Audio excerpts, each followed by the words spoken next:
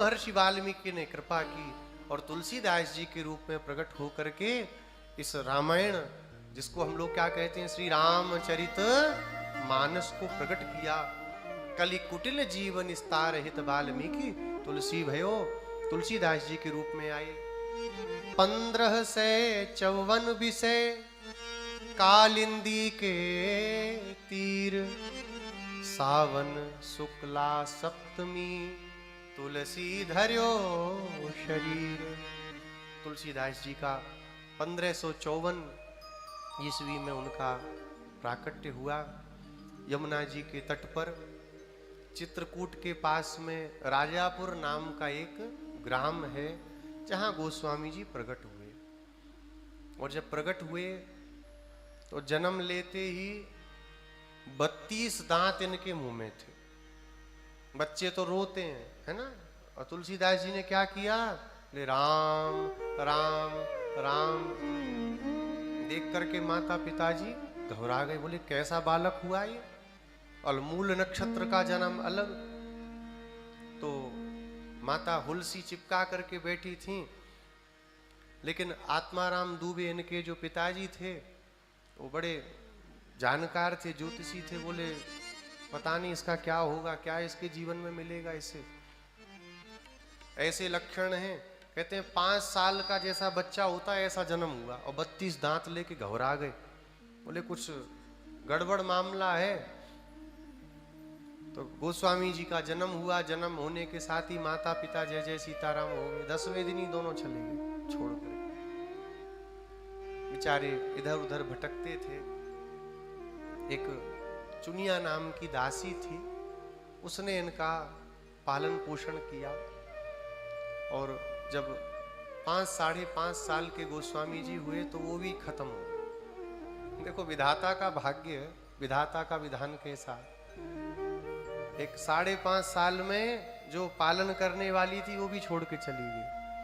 कवितावली में गोस्वामी जी अपनी इस स्थिति परिस्थिति का जब वर्णन करते हैं, और लोग होते हैं तो छुपाते हैं, लेकिन गोस्वामी जी स्पष्ट रूप में अपनी इस स्थिति परिस्थिति का वर्णन करते हैं।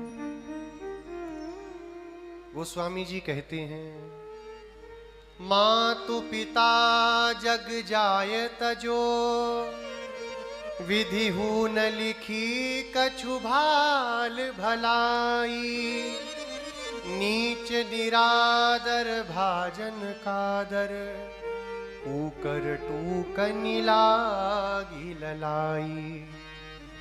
राम सुभाव सुन्यो तुलसी प्रभु, सो कहो बारक पेट खलाई। स्वार्थ को परमारथ को, रघुनाथ सो साहब खोरी न लाई। गोस्वामी जी कहते हैं, मातु पिता जग जाई त्यजो, जन्म लेते ही तुम्हारे माता पिता हमें छोड़ करके चले गए। विधि हूँ न लिखी कछु भाल भलाई, विधाता ने भी हमारे मस्तक पर कोई भलाई नहीं लिखी। नीच निरादर भाजन कादर, कूकर टूकनी लागी ललाई। कुत्ता होता है ना, जब टुकड़ा लेकर के मुंह में भागता था, देखो गोस्वामी जी अपना जीवन बता रहे हैं।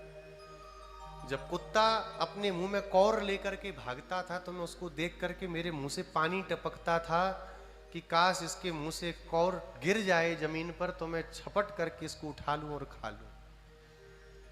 जहां जाता था लोग मेरा निरादर ही करते थे। लेकिन जब राम स्वभाव सुन्यो तुलसी, जब इस तुलसी ने राम जी के स्वभाव को सुना, राम जी की दयालुता को सुना, कृतय नेकेन तुष्यति, एक केवल कोई थोड़ा भी उपकार करे तो रघुनाथ जी प्रसन्न हो जाते हैं। कथंचिद उपकारेण कृतय नेकेन तुष्यति, न स्मृत्यपकाराणाम शतमपि आत्मवत्तया। वाल्मीकि रामायण के अयोध्या कांड में भगवान के गुणों का वर्णन करते हुए बताते हैं कि भगवान कैसे हैं। बोले कथंचिद उपकारेण, कोई अगर गलती से भी राम जी का उपकार कर दे तो केवल उस एक उपकार के ऊपर अगर वो 100 बार भी कोई अपराध करता है भगवान उसको क्षमा कर देते हैं।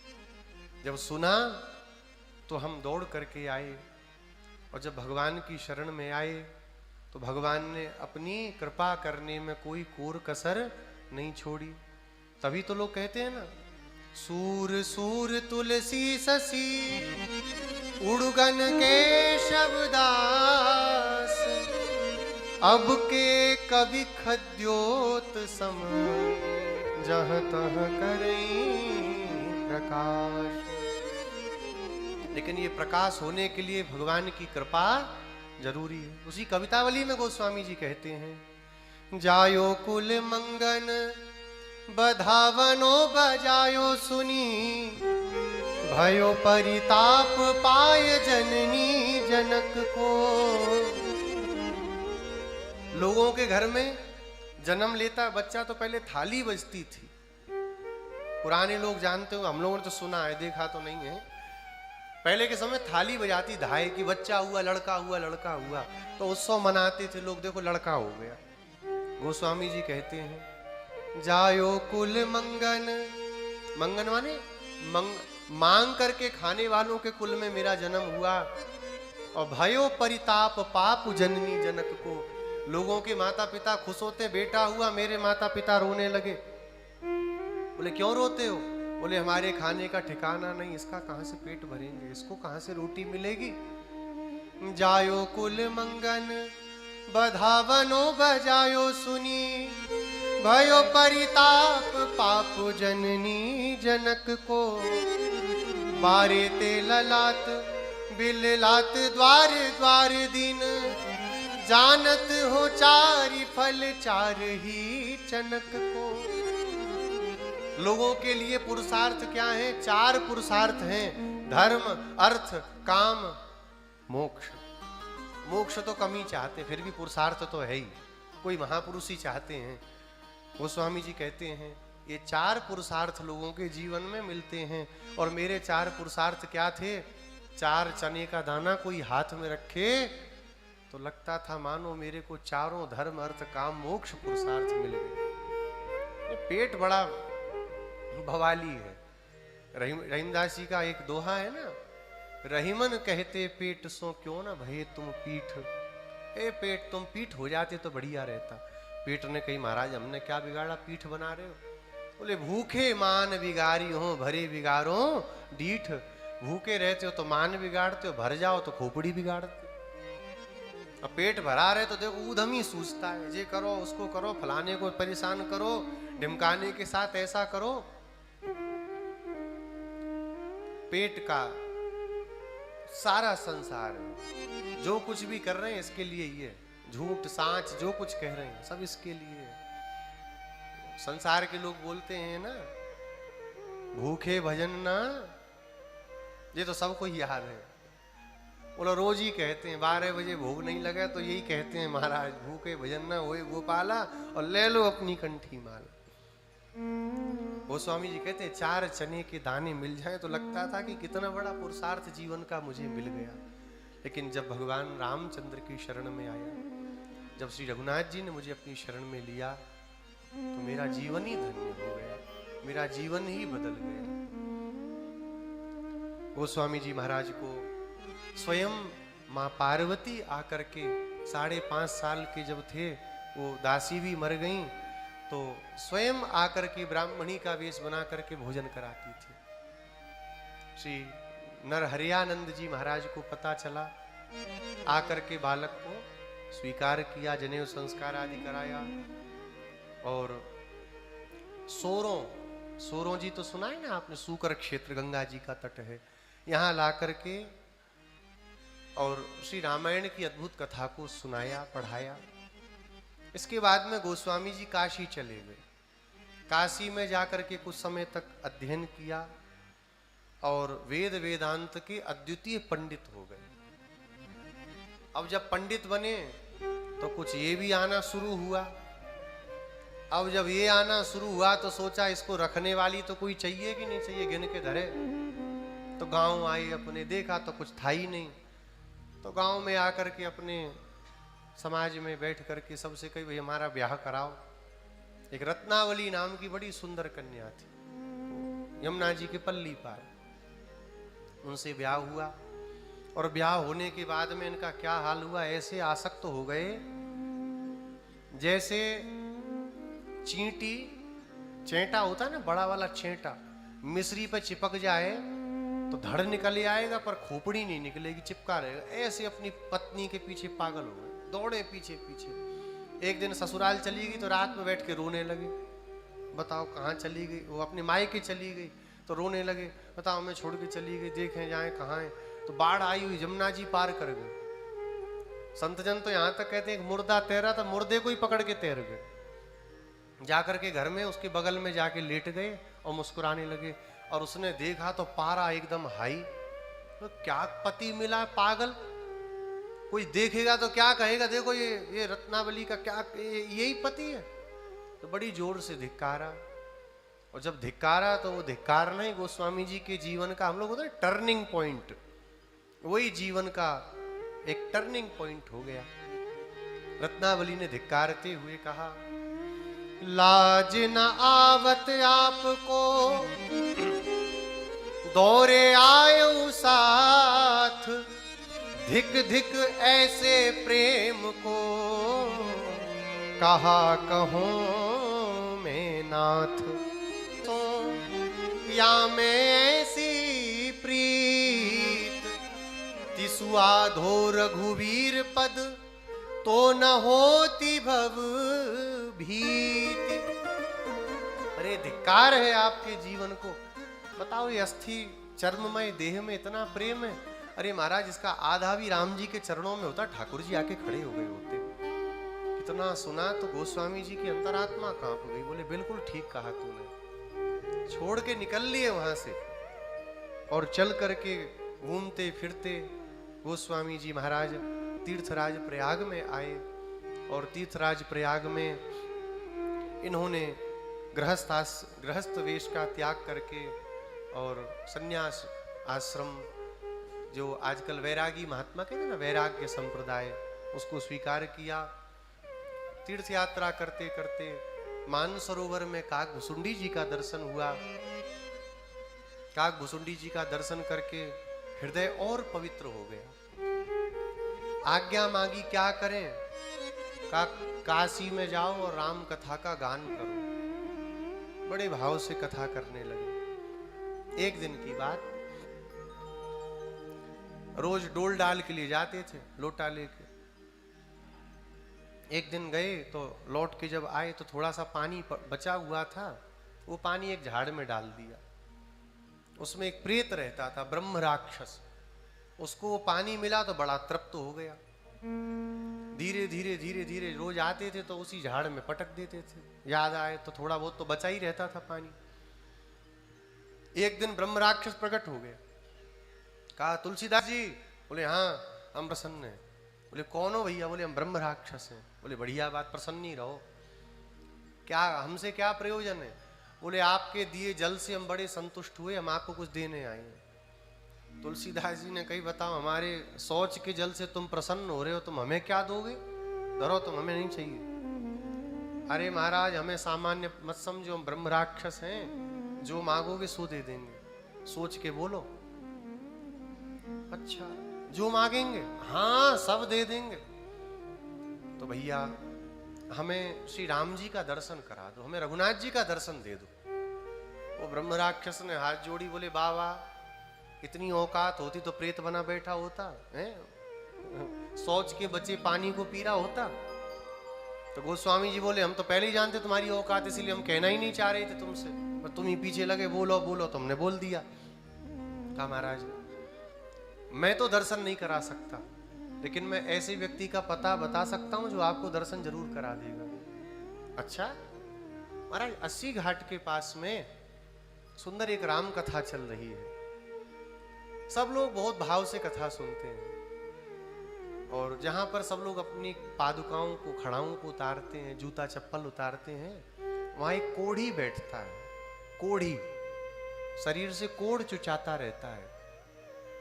आप उसका चरण पकड़ लेना, राम जी से मिलवा देंगे। गोस्वामी जी बोले बुद्धि उद्धि तो ठीक है तेरी, वो कोढ़ी मिलाएगा राम जी से? बोले हमारा जो मिलाएगा, आप नहीं जानते कौन है। अरे तू ही बता दे कौन है। बोले मैं नाम नहीं ले सकता। है ना, भूत पिशाच निकट नहीं आवे, महावीर जब नाम सुनावे। तो नाम की बड़ी महिमा हनुमान जी के तो कैसे लेता, तो नाम नहीं ले सकते। तो देखेंगे तुलसीदास जी गए, ललक होनी चाहिए भगवान को पाने की। गए, सुंदर कथा चल रही थी, देखा तो पीछे कोढ़ी बैठा था, कंबल ओढ़ के कांप रहा था। और जब कथा होने लगी देखा तो दोनों नेत्रों से झरझर झरझर आंसू गिर रहे थे उसके। गोस्वामी जी बोले तो कोई अलग ही मालूम पड़ता, वहीं बैठ गए। कथा पूरी हुई, सब लोग चले गए। अंत में उसने अपना आसन उठाया, कंधे पे धरा और चलने लगा। तो तुलसीदास जी भी दौड़े पीछे। अब इनने देखा जी आ रहा है तो और तेज चले, ये और पीछे तेज। जैसे ही थोड़ा वेग और बढ़ाया, गोस्वामी जी ने दौड़ करके चरणों को पकड़ लिया, लपट करके गिर गए। कहा महाराज छोड़ेंगे नहीं। छुड़ाने लगे, कहा महाराज आज नहीं छोड़ेंगे, आज तो दर्शन देना पड़ेगा। उसी समय श्री हनुमान जी महाराज ने दिव्य दर्शन दिया। दर्शन दिया तो गोस्वामी जी का हृदय गदगद हो गया, रोमावली खड़ी हो गई। कहा महाराज बड़ी कृपा। अब राम दुआरे तुम रखवारे, आगे अब याद नहीं है, थोड़ा तेज बोलो आप सब। होत न आज्ञा बिनु पैसारे, बिना आपकी कृपा के, बिना आपकी आज्ञा के राम जी से कोई नहीं मिल सकता। क्यों नहीं मिल सकता? गोस्वामी जी स्वयं कहते हैं, सुमेर पवन सुत पावन नाम, सुमेर पवन सुत पावन नाम, सुमेर पवन सुत पावन नाम, सुमेर पवन सुत पावन नाम, अपने बस करी राखे राम, अपने बस करी राखे राम। हनुमान जी इतना भगवान का स्मरण करते हैं, नाम का जप करते हैं कि भगवान सदा उनके वश में रहते हैं। मेरे स्वामी जी कहा करते थे, हनुमान जी जिस तरफ देखते हैं राम जी भी वहीं देखते हैं कि ये किसे देख रहे हैं। भगवान राम की दृष्टि स्वतंत्र नहीं है, भगवान राम की दृष्टि स्वतंत्र नहीं है। कैसी है? बोले परतंत्र है। बोले किसके परतंत्र है? बोले हनुमान जी की दृष्टि के परतंत्र है। हमारे रामानुज संप्रदाय में भगवान के दो चरण कहे जाते हैं, एक बड़े चरण, एक छोटे चरण, है ना। एक पेरी या तिरुवड़ी, एक सीरी या तिरुवड़ी। बड़े चरण कौन है? श्री गरुड़ जी महाराज। और छोटे चरण कौन है?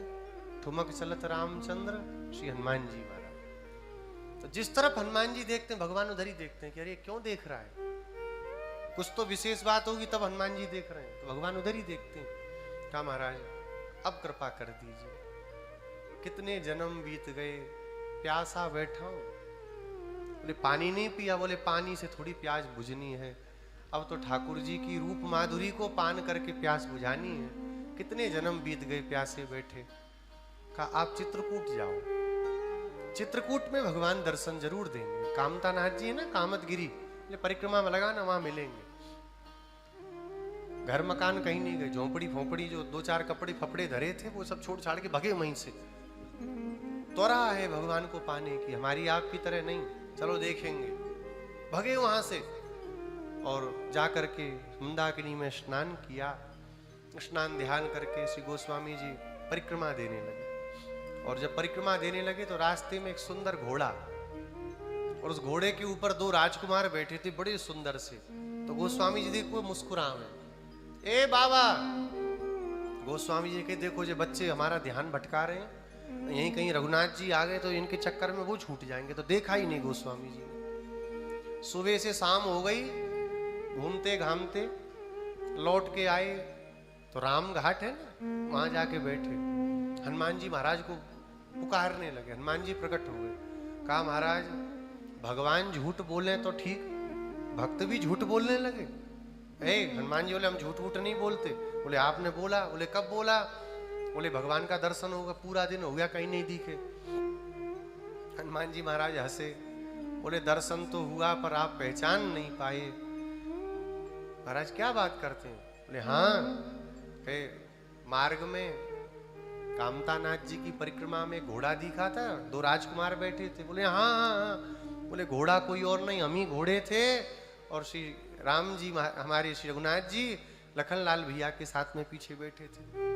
अब जब सुना तो रोने लगे। महाराज क्या करें, हम संसारी बड़े कुबुद्धि हैं, बिना गुरु के कभी भगवान सामने भी आए तो नहीं पहचान सकते।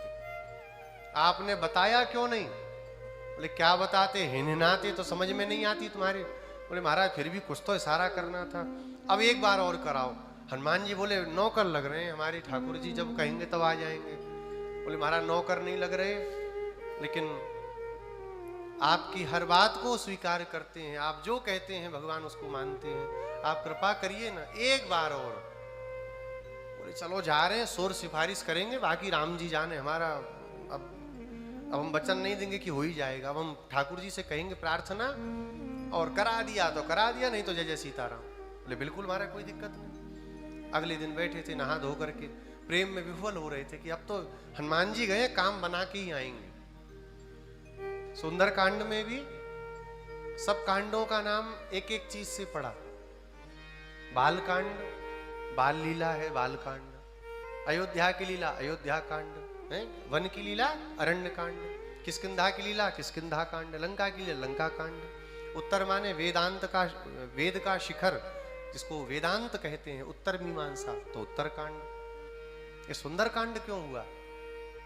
बोले सुंदर कांड इसलिए हुआ क्योंकि सारी सुंदरता तो इसी कांड में हुई। भगवान सीता जी के वियोग में रोते बैठे हैं, इधर सीता जी राम जी के वियोग में रोती बैठी हैं, वहां अयोध्यावासी राम जी के वियोग में रोते बैठे हैं। सबका रोना धोना किस कांड में खत्म हुआ? सुंदर कांड में, इसलिए सुंदर कांड। और सुंदर कांड सुंदर क्यों हुआ? बोले सुंदर नाम है बंदर का। काव्य में कोशों में सुंदर शब्द का अर्थ होता है वानर, बंदर। तो जिस कांड में हनुमान जी की प्रधानता है उसका नाम ही सुंदर कांड। तो जब हनुमान जी गए तो सब समझ गए कि अब तो काम बनना ही है। हनुमान जी जहां जाते काम बना के आते, बिगाड़ते कभी नहीं। हनुमान जी की विशेषता है। पूरे चरित्र को सुन लीजिए, कहीं भी हनुमान जी गए हो काम बिगड़ा हो, बिगड़ा क्या कभी? भगवान से एक बार बिगड़ गया था, राम जी से भी बिगड़ गए। अब कहना नहीं चाहिए, लेकिन जिसकी स्तुति करते हैं उसकी स्तुति के चक्कर में थोड़ा आसपास वालों को थोड़ा सा नीचे खींच दिया जाता है ना। बारात में दूल्हे का ही गुणगान गाया जाता है। भगवान भी थोड़ा सा चूके। कहाँ? बोले सिद्धाश्रम में जब गए बक्सर में विश्वामित्र के यज्ञ की रक्षा करने, तो मारीच को भगवान ने छोड़ दिया। तो बाद में कितना कष्ट मिला कि नहीं मिला? लेकिन हनुमान जी ऐसा कोई कोर कसर नहीं छोड़ते, जहां जाते काम पूरा कंप्लीट करके आते 100%। गोस्वामी जी बोले अब गए हैं, अब तो मिलेंगे पक्का है। शालग्राम भगवान को स्नान करा के चंदन लगाने के लिए घिस रहे थे, तभी वहां पर बड़े सुंदर सुंदर एक श्याम वर्ण के, एक गौर वर्ण के 2 छोटे छोटे लाला आए। कई बाबा थोड़ा सा चंदन हमें भी दे दो। गोस्वामी जी देखे तो देखते ही रह गए। हनुमान जी ने कही भैया बता दो, नहीं बाबा रात में फिर हमारी खोपड़ी चाटेगा। तो सुंदर एक पक्षी का रूप बना करके श्री हनुमान जी महाराज वृक्ष पर विराजमान हुए और वहां से एक बड़ा सुंदर दोहा उच्चारण करने लगे। चित्रकूट के घाट पे भई संतन की भीड़, तुलसीदास चंदन घिसे, तिलक दे रघुवीर। सुना तो दौड़ के चरणों में लिपट गए गोस्वामी जी। भगवान की कृपा प्राप्त हुई। हनुमान जी की आज्ञा प्राप्त करके प्रयागराज में आए और माघ का मेला था। वहां भरद्वाज ऋषि का याज्ञवल्क्य जी के साथ दर्शन किया। राम कथा का हृदय में स्फुरण हुआ और पुनः काशी लौट करके आए तो वहां संस्कृत में काव्य रचना करते थे तुलसीदास जी। संस्कृत में जब लिखते पूरा दिन लिखते, रात में रख के सोते, वो गायब हो जाता। करते करते 8-9 दिन हो गए, जो जो लिखे वो सब गायब हो जाए। भगवान श्री रामचंद्र का स्मरण किया, विश्वनाथ महादेव जी को प्रणाम करके बोले, महाराज क्या लीला हो रही है आपकी काशी नगरी में? श्री महादेव जी ने कहा, ये संस्कृत वंस्कृत वाला बहुत लिख गए और बहुत लिखने वाले आएंगे, आप तो अब लोक भाषा में भगवान के चरित्र को। गोस्वामी जी ने सुंदर हिंदी में इस रामचरितमानस को लिखना प्रारंभ किया। 2 वर्ष, कितना? 2 वर्ष 7 महीने और 26 दिन लगे इस रामचरितमानस को लिख करके पूरा होने में। प्रारंभ कब हुई ये लीला लिखना? अयोध्या में जिस समय भगवान श्री रामचंद्र का जन्मोत्सव लोग मना रहे थे, चैत्र शुक्ल पक्ष नवमी को, ठीक नवमी के दिन वर्णानाम अर्थ संघानाम से लिखना प्रारंभ किया।